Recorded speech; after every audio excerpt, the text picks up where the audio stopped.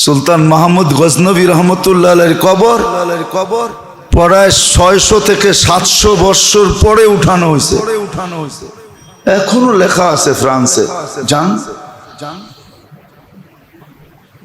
যখন তাবুত খোলা হয়েছে, মাটি যখন সরানো হয়েছে,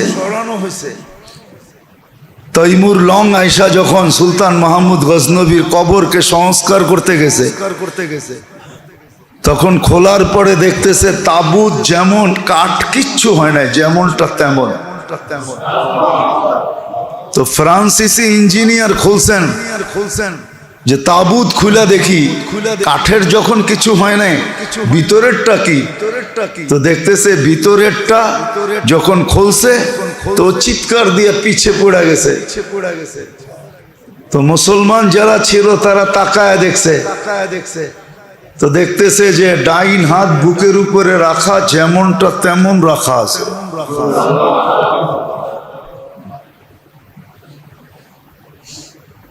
এই পর্যন্ত কাপড় খোলা ছিল, মনে হয় যে মাত্র কেউ ঘুম পড়ায় দিয়া গেছে। হাত দিয়া যখন হাত উঠাইছে দেখছে একবারে নরম, তুলতুলে। ঘুমন্ত মানুষের হাত যেরকম তুলতুলে থাকে,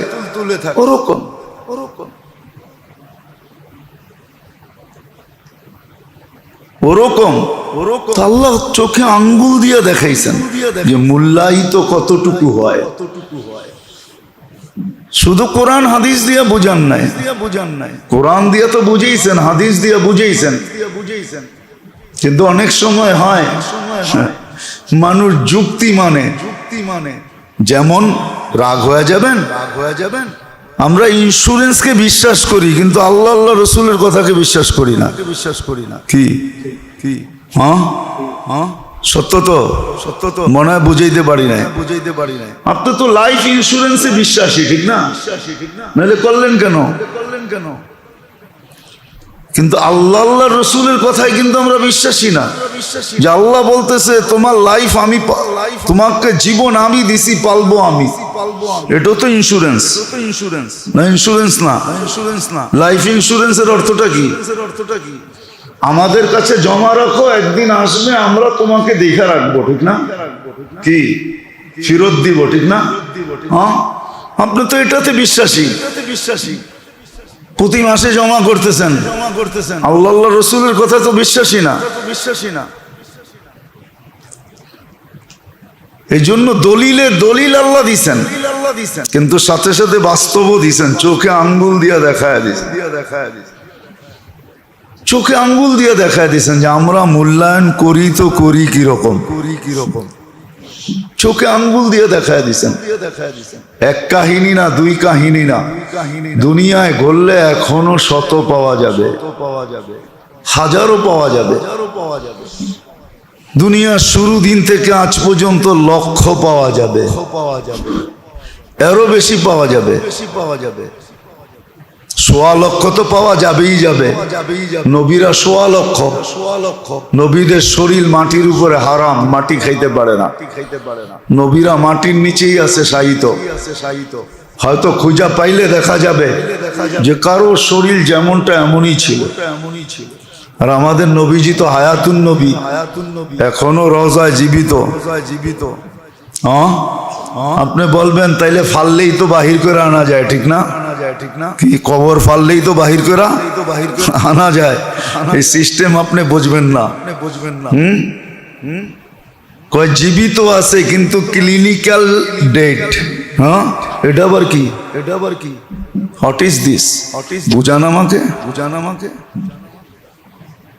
জীবিত আছে আবার ক্লিনিক্যাল, এটা আবার কি? বুঝান, এটা যুক্তি দিয়া বুঝান না। আপনি বলতেছেন ডেট মানে মরা গেছে, ক্লিনিক্যালি মরা গেছে, আবার আপনি বলতেছেন জীবিত আছে। দুটা কি এক জায়গায় হয় নাকি? এটা যেরকম আপনি যুক্তি তর্ক দিয়ে বুঝাইতে পারবেন না, আপনি শেষমেশ বলবেন বিজ্ঞানের একটা থিওরি, ঠিক না? এটা বিজ্ঞানের একটা থিওরি আর পরিভাষা। আমারটাও আপনাকে এরকম বুঝাইতে পারবো না। তো যেটা বুঝাইতেছিলাম, আমাকে আমার মূল্যায়ন করতে হবে, আমার জীবনটাকে, মুহূর্তটাকে, সময়টাকে আমার মূল্যায়ন করতে হবে। তাহলে আমি মানুষের কাছে মূল্যায়িত হই আর না হই, আল্লাহর কাছে আমি মূল্যায়িত হব, বড় মূল্যায়িত হব। এই জন্যই হাদিসে আছে, বহুত মানুষ আছে সমাজে যার এক পয়সাও মূল্য নাই, সামাজিকভাবে, মানসিকভাবে, পরিবেশগতভাবে এক পয়সাও মূল্য নাই। একটা কথা দুঃখে বলেই ফেলি, যদিও আপনারা আমাদের পিছে নামাজ পড়েন, দোয়ার জন্য বলেন, কিন্তু আসলে আমাদের সমাজে হুজুরদের কোনো মূল্য নেই। আছে নাকি? হ্যাঁ, আছে, কোনো মূল্য নেই।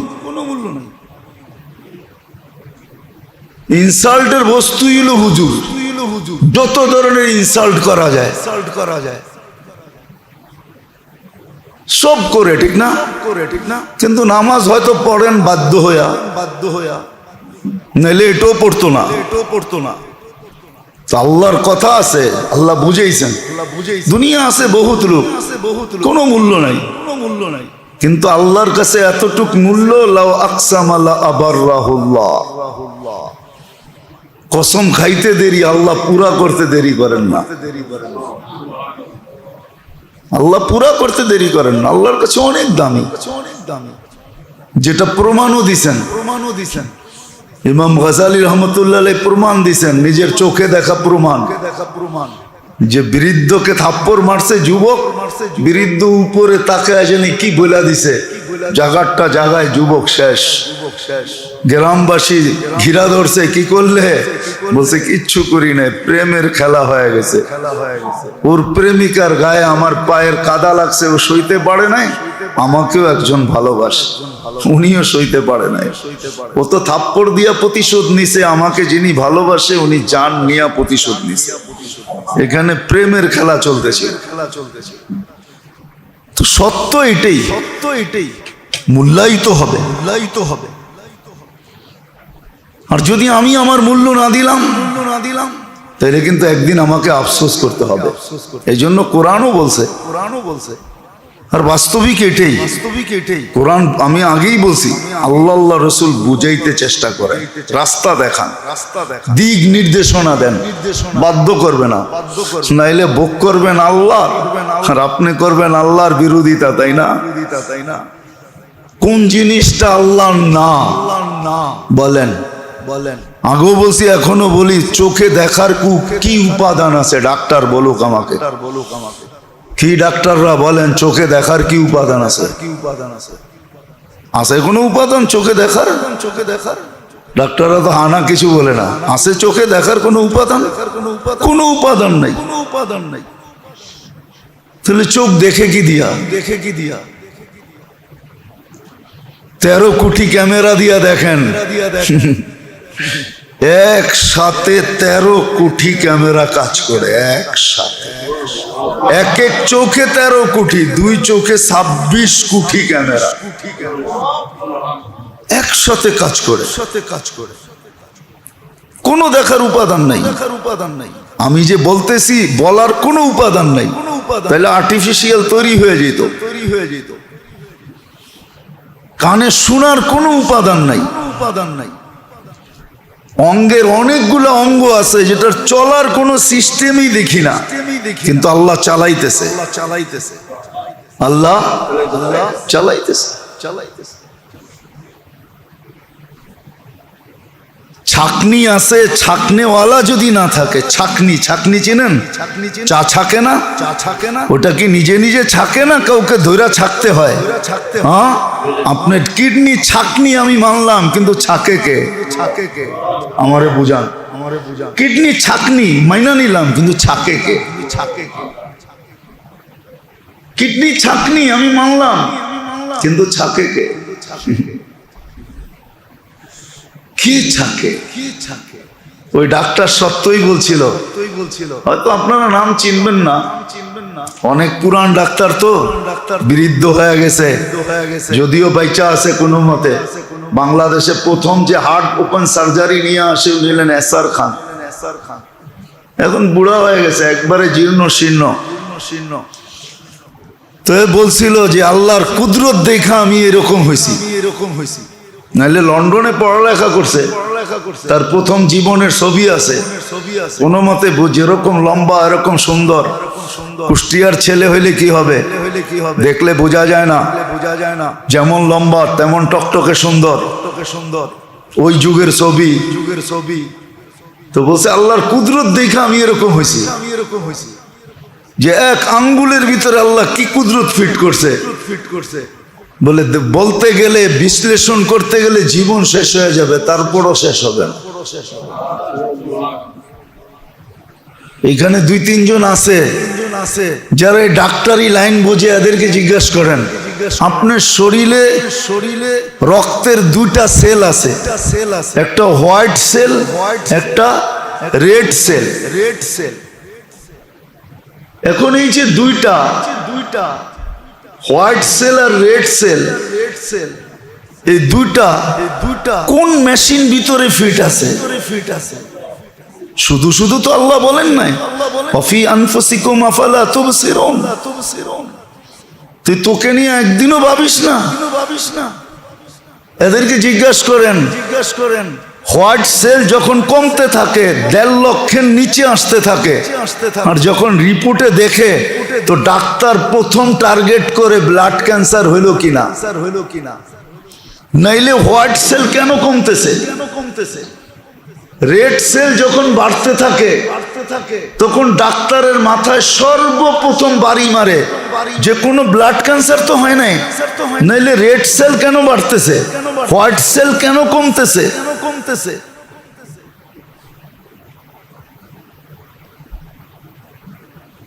হায় হায়, ক্যান্সারেরও ধরন আছে। আপনি তো জানেন না। জান জান জান জান জান জান একটা হইলো ALL আর একটা হইলো AML। যদি আপনার ব্লাড ক্যান্সার AML হয় তাহলে আপনাকে ভিতরের মজ্জা চেঞ্জ করতে হবে, যেটারে বলে মেরু চেঞ্জ করতে হবে। যান জিজ্ঞাসা করেন একবার চেঞ্জ করতে কয় টাকা লাগে? যান জিজ্ঞাসা করেন।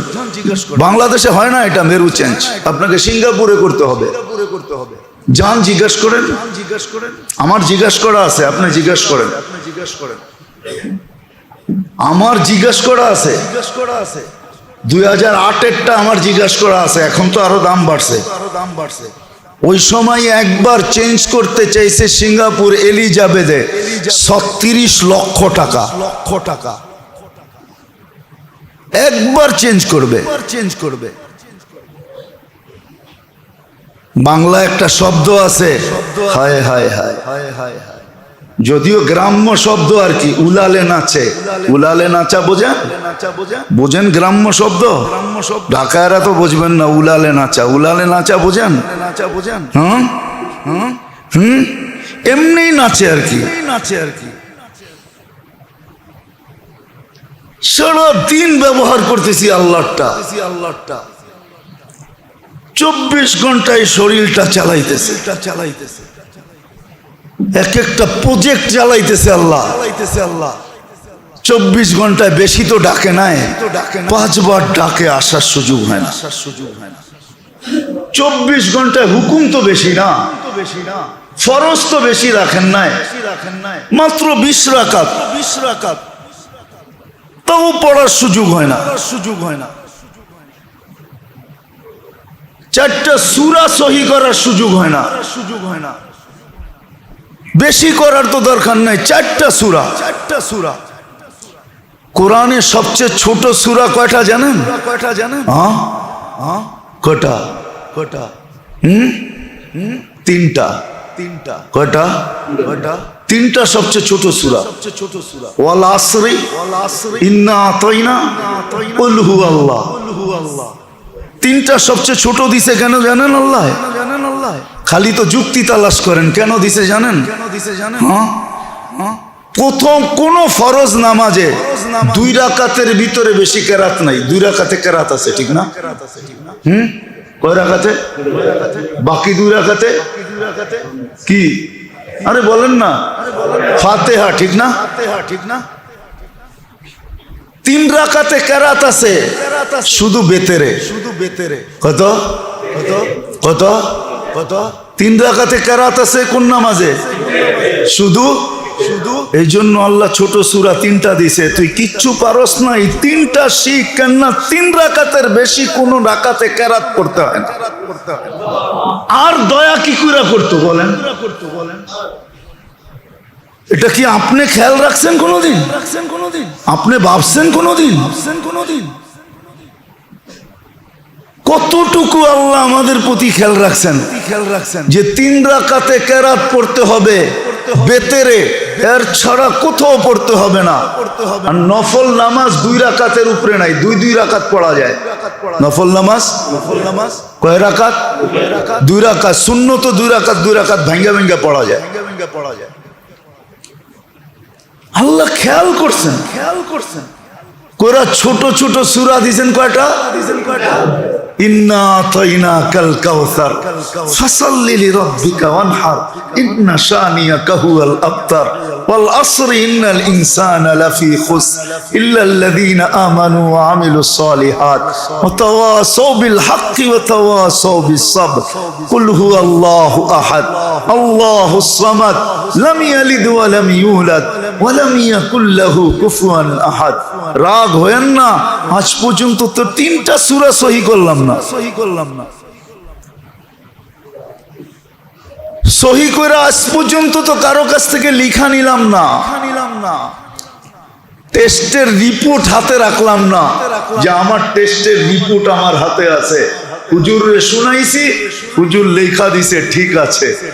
যদি সামনে কেউ ধরে তো রিপোর্ট দেখায় দিব, এই যে দেখেন প্যাথোলজি সেন্টারের রিপোর্ট, আমারটা ঠিক আছে। আপনি না বললে আর কি আসে যায়, ঠিক আছে, এই যে দেখেন সিগনেচার করা। এতটুক তো খেয়াল রাখলেন আমার। কিন্তু প্রশ্ন, আমি আমার জীবনের মূল্যায়ন করার কতটুকু খেয়াল রাখলাম? পরিচালনা তো করেন 24 ঘন্টা আল্লাহ, সব ভোগ করি আল্লাহ। 24 ঘন্টায় তো 20 রাকাত, বেশি তো না, বেশি তো চান নাই। আল্লাহর হুকুম তো বেশি না, আল্লাহর হুকুম তো কম, বেশি না। আল্লাহর হুকুম কম, আল্লাহর হুকুম বেশি না। কত বড় মূল্যায়ন, কত বড় মূল্যায়ন। একজন মানুষকে রাস্তা দেখায় দেওয়া কত বড় মূল্যায়ন। ছোট ছোট কাজ, অসহায়কে সহায় দেওয়া কত বড় কাজ। আল্লাহ দিক দেখায় দিবেন। আবারও বলতেছি, বাধ্য করবেন না। বাধ্য করলে বিপদ ছিল, বড় বিপদ ছিল। মানুষকে আর জিনকে যদি আল্লাহ বাধ্য করতেন তো বড় বিপদ ছিল। আল্লাহ বাধ্য করবেন না, আল্লাহ দিক দেখাবেন। আমার জীবনকে আমার মূল্যায়ন করতে হবে, আর আল্লাহ মূল্যায়ন করবেন, এটাও ওয়াদা। কতটুকু করবেন এটা বলেও দিছেন, চোখে আঙ্গুল দিয়া দেখায়ও দিছেন যে কতটুকু মূল্যায়ন করবেন। চোখে আঙ্গুল দিয়া প্রমাণ দিয়া দিছেন। এরকম প্রমাণ কিয়ামতের সকাল পর্যন্ত চলতে থাকবে। আজও আছে বহুত কবর, যেখানে গেলে সুগ্রাণ এমনি আসে, সুগ্রাণ এমনি আসে। হ্যাঁ, কেউ লাগায় নাই। আমি তো ঘুরে বলতেছি আপনাদেরকে।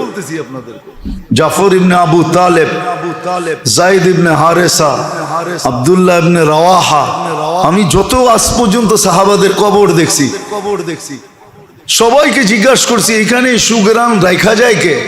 বলছে কেউ লাগায় না। কবর থেকে সুগ্রাণ আসতেছে, অথচ প্যাক করা। ঢুকলেই মন মোহিত হয়ে যায়। দুনিয়ার কোন গ্রানের সাথে মিলেও না যে এই গ্রান কোত্থেকে। এই ঘ্রাণ থেকে কোন কেমিস্ট্রি লাগায় দিয়া গেল পাওয়া যায় না? ঘ্রাণের মাঝে মাঝে মিটফোটে যায় দেখেন, পাওয়া যায়। আতর যারা বানায় ওদেরকে জিজ্ঞাসা করেন, কিন্তু কোন দুনিয়ার ঘ্রাণের সাথে ওই সমস্ত কবরের ঘ্রাণ মিলে না। কোথায় সেই কত বৎসর আগে, 1400 বৎসর আগে কমরু আইল্যান্ডে হায় মোহাম্মদ ইবনে ওসমান ইবনে আফফান 13 বৎসরের ছেলের কবর 1400 বৎসর আগে। কিন্তু এখনো আমি ঢুইকা দেখছি এক আজীব ঘ্রাণ আসে। জিজ্ঞাসা করছি কেউ লাগায়া যায় ঘ্রাণ? রাইখা যায়? বলছে না, দরজা বন্ধই থাকে। তুমি মনে হয় প্রথম ব্যক্তি হবে যে দেওয়ালের উপর দিয়া টপকায় ভিতরে ঢুকছো। আর সিস্টেম নাই ঢুকার। পরদেশি দেখে তোমাকে কিছু বলা হলো না, তুমি আমাদের গেস্ট মেহমান, এই জন্য তোমাকে কিছু বলি নাই। বৎসরে একবার ভারত সাগরের পানিটা উঠে আর কবরে আইসা টাচ করে। এর আগেও মনে হয় বলছিলাম, আমি জিজ্ঞাসা করছিলাম বৎসরে একবার হয় কেন?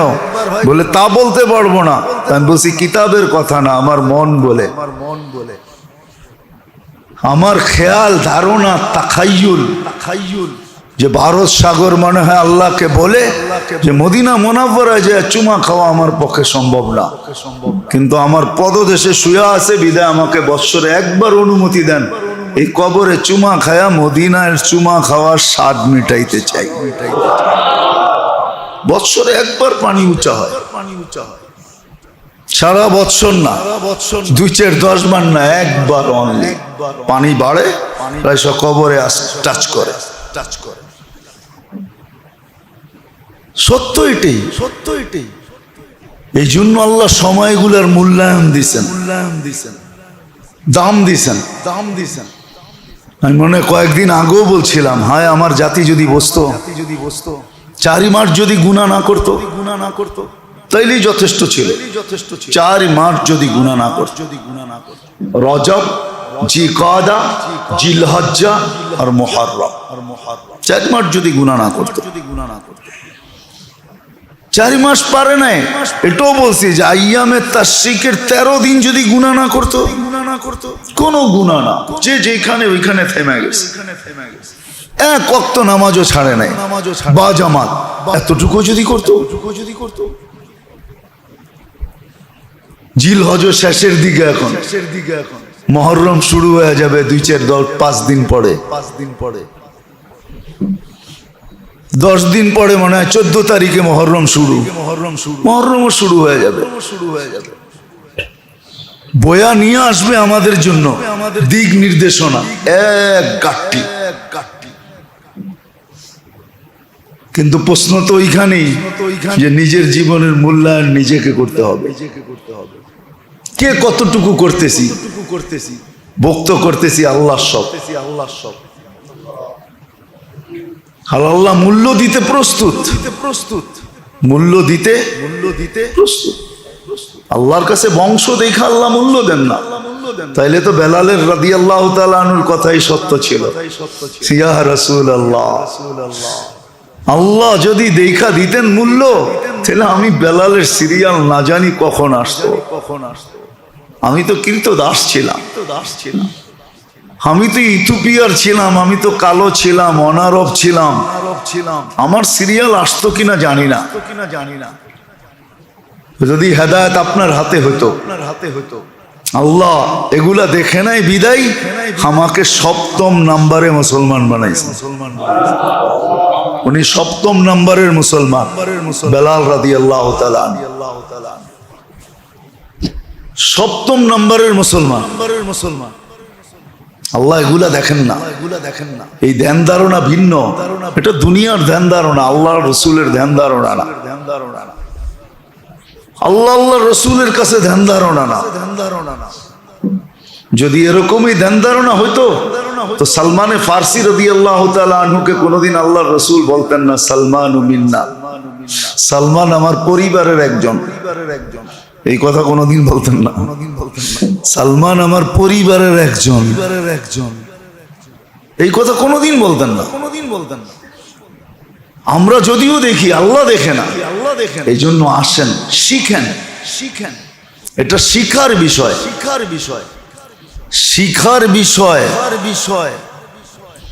এটা শিখার বিষয়। দুই একটা দেখাই আর কি, যদি দিলে লাগে আর কি, যদি দিলে লাগে। কিন্তু দুনিয়ারটা তো বুঝে আসে যদি লাগে, যদি লেগা যায়, যদি এটা তো বোঝেন না, বোঝেন না? যদি লেগা যায় কি লটারি, ঠিক না? বুঝা গেছেন, এটা তো বোঝেন। আমিও বুঝে দেখি যদি লেগা যায়। উচিত সকালে ফজর নামাজ পড়া উচিত। আল্লাহুম্মা আজিরনি মিনান নার 7 বার পড়া উচিত। পড়া আপনি সূর্য ডুবা পর্যন্ত নিশ্চিন্ত থাকতে পারেন। কি নিশ্চিন্ত? যে আজকে দিনের ভিতরে আমার মৌত হলে শাহাদাতের মৌত হবে, এতে কোনো সন্দেহ নেই। আবার মাগরিবের নামাজ পড়া যদি 7 বার পড়েন, তাহলে আবার ফজর পর্যন্ত আপনি নিশ্চিন্তে ঘুমাইতে পারেন, যে মৌত আসুক না, কিন্তু আমার কাছে শাহাদাতের সার্টিফিকেট নিয়ে আসতে হবে, এছাড়া আসার কোনো সুযোগ নাই। এটা তো আমি একটা দেখাইলাম, এরকম আরো অনেকগুলো আছে,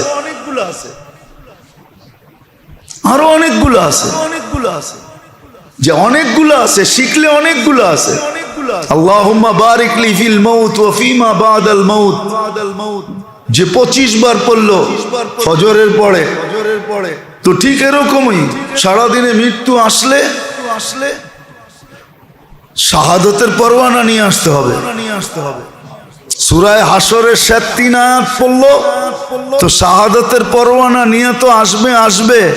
সাথে সাথে 70,000 ফেরেশতার সূর্য ডোবা পর্যন্ত মাগফিরাতের দোয়া করতে থাকবে। হ্যাঁ, সত্য এটাই। সাইয়্যিদুল ইস্তিগফার যে ফজরের পরে পড়লো, তো ওই দিনে যদি মারা যায়, একবার পড়লে 100 বার পড়তে হবে না, একবার শাহাদাতের মৌত। মাগরিবের পরে ফজর পর্যন্ত শাহাদাতের মৌত। নাকে তেল দিয়া ঘুমান না, কোনো অসুবিধা নাই। মৌতকে চিঠি লেখা ঘুমান, আয় তুই আয়। আসলে কিন্তু শাহাদাতের পরোয়ানা নিয়ে আসতে হবে। সুযোগ আছে, কিন্তু মূল্যায়ন তো করতে হবে। আমাকে করতে হবে, আমারটা আমাকে করতে হবে। তো মুহূর্তগুলায় মূল্য দেওয়া আছে, মুহূর্তগুলায় মূল্য দেওয়া আছে। জানেন এই বছর বাংলাদেশে উট বিক্রি হয়েছে কয় টাকায় জানেন? কি দেখেন না? সারাদিনই তো নেট দেখেন, দেখেন নাই দুই একটা? কি কিছুই খবর টবর রাখেন না? কয় লাখ টাকায় উট বিক্রি হয়েছে? হ্যাঁ, একটা 35 লাখ বিক্রি হয়েছে। এক উট যদি 35 লাখ, যদি এলান করা হইতো যে জুমার দিন যে মসজিদে সবার আগে আসবে তাকে একটা বান্ডেল দেওয়া হবে, একটা বান্ডেল, কি অবস্থা হইতো? কি ফজরের নামাজ পড়া না, তাহাজ্জুদের সময় আইসা বইতো। কয়টা বান্ডেল? আল্লাহ তো বলে জুমার দিন সবার আগে যে আসবে, যতজন আসবে একসাথে, সবাইকে একটা লাল উট সদকা করার সওয়াব দিব, কোরবানি করার সওয়াব দিব। বাংলাদেশে যেই উট বিক্রি হয়েছে, ওটা রাজস্থানের ওই উট যেটা না খায়া বড় হয়েছে। লাল উট চিনেন না আপনি? আপনি আরবি ঘোড়া চিনেন না? আরবি ঘোড়ার গতি হইল ঘন্টায় 60 থেকে 70 কিলোমিটার। মোবাইলে সার্চ দিয়া দেখেন কয় মিলিয়ন এটার দাম। যদি বিশ্বাস না হয় ঠিকানা দিতে পারি, যে দেখা আসেন। আর আরেকটা নসলের ঘোড়া আছে, ওটা মানবেন না মনে হয়। হ্যাঁ, কথা অন্যদিকে চলে যাবে। কোন এক যুদ্ধে, আমরা তো মানি না আল্লাহ আল্লাহ রসুলের কথা। আল্লাহ রসুল এক জায়গায় সফরের ভিতরে থামছেন, তো সবাই ভাবছেন মনে হয় কয়েক ঘন্টা থাকবেন, বিদায় ঘোড়াগুলাকে ছেড়া দিছেন। সওয়ারি ছেড়া দিছেন ঘাস খাওয়ার জন্য। একটু পরেই আল্লাহ রসুল বলতেছে, না চলো এখানে থামবো না। তো ঘোড়া তো ছেড়া দিছেন, বলছে ইয়া রাসূলুল্লাহ ঘোড়া তো ছেড়া দিছি। তো সবাই ঘোড়াকে ডাকতেছিলেন, তো ঘোড়া ছুটে আসতেছিলেন। তো একজনের ঘোড়া আসছে, তা বলছে ইয়া রাসূলুল্লাহ এ তো ঘাসে মুখও দিতে পারে নাই। তা আল্লাহ রসুল আদর করে আর ঘাড়ের ভিতরে নিজের হাত লাগাইছেন। আল্লাহ রসুলের ডাকে মানার জন্য ঘোড়া সবার আগে ছুটে চলে আসছেন, ঘাসে মুখ না লাগায়। আল্লাহ রসুল আদর করে ঘাড়ের ভিতরে হাত রেখা দিছেন। আর আল্লাহ রসুলের হাতের দাগ ওই ঘোড়ার ঘাড়ের ভিতরে লেগে গেছে। ওই নসলের ঘোড়া এখনো আছে দুনিয়াতে, ওরকমই পাঞ্জা লাগানো। হ্যাঁ, ওটার দাম আপনাকে আমি বলবো না কত।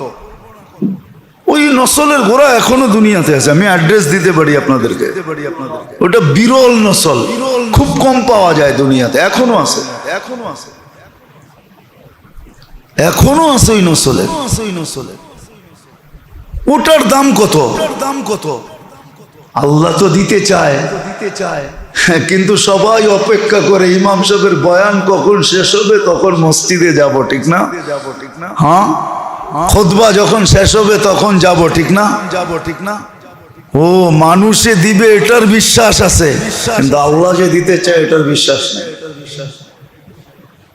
কিন্তু হ্যাঁ, দুনিয়াতে আমাদের মতো মানুষ ছাড়া কিছু মানুষ এখনো দুনিয়াতে আছে, এখনো আছে।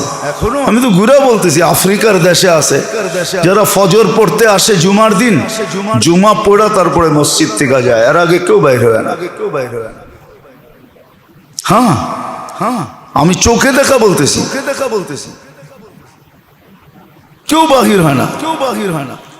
আমাদের ঢাকা শহরটা পুরা রাত্র কুকুরের দখলে থাকে। আমরা রাত্রে ঘুরি তো দেখি, তো রাত্রে আসতে হয় প্রোগ্রাম করা দেখি। কিন্তু আমি কমরু আইল্যান্ডে দেখছি একটা কুকুরও নেই। নিষেধ, ওই দেশে কুকুর পালাও নিষেধ, নিয়ে যাওয়া নিষেধ।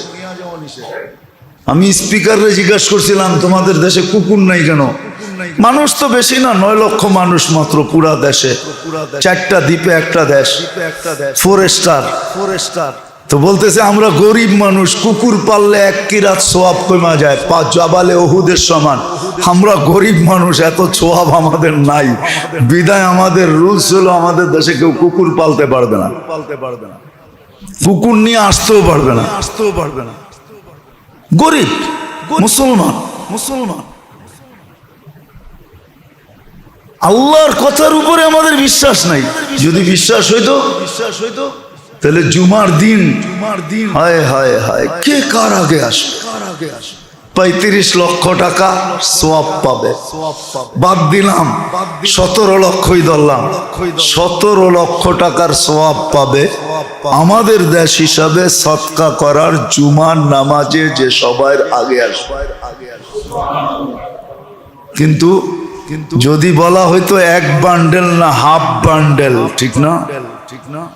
আমার তো মনে হয় 5000 কইল যথেষ্ট আছিল, ঠিক না? হ্যাঁ, 5000 বিশ্বাস হয়, কিন্তু আল্লাহটা বিশ্বাস হয় না। কোন জায়গায় পড়ছি? এই জন্য আসেন, নিজের মূল্যায়ন নিজে করতে হবে। আল্লাহ দিক দেখাবে, রসুল দিক দেখাবে। আমাকে শিখতে হবে, যেটা 1টা 2টা দেখাইলাম, শিখতে হবে যে আমি আমার জীবনের মূল্যায়ন করব, তো করব কিভাবে? আল্লাহ আমাদের সবাইকে বুঝার, শিখার মানার তৌফিক দান করেন। ওয়া মা আলাইনা ইল্লাল বালাগ।